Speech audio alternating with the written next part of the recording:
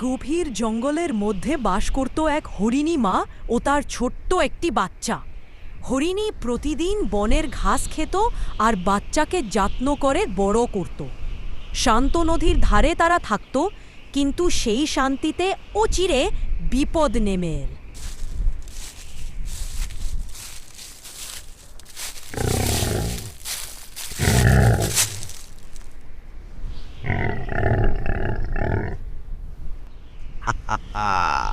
আজ তোমাকে আর তোমার বাচ্চাকে আমি খেয়ে ফেলবো।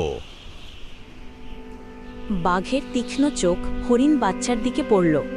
ভয়ে বাচ্চাটি মায়ের গায়ে লেগে গেল।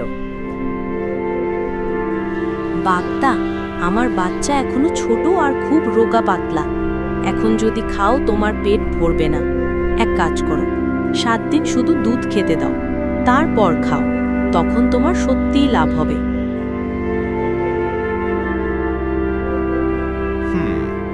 কথাটা মন্দ না। ঠিক আছে, আমি 7 দিন অপেক্ষা করব।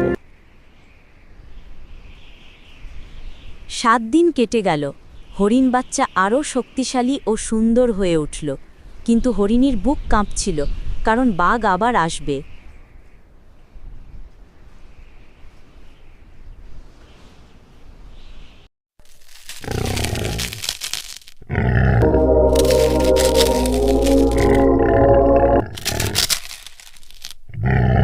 এবার তো আর ছাড়বো না, এখনই তোমার বাচ্চাকে খেয়ে নেব।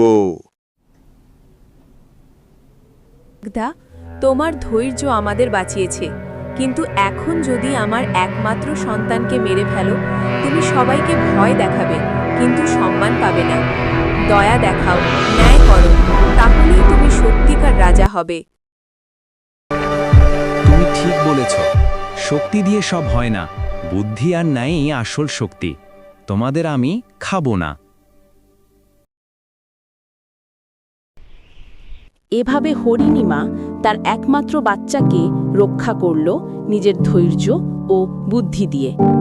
শিক্ষা হলো, ভয়কে জয় করার আসল পথ হলো জ্ঞান ও ন্যায়।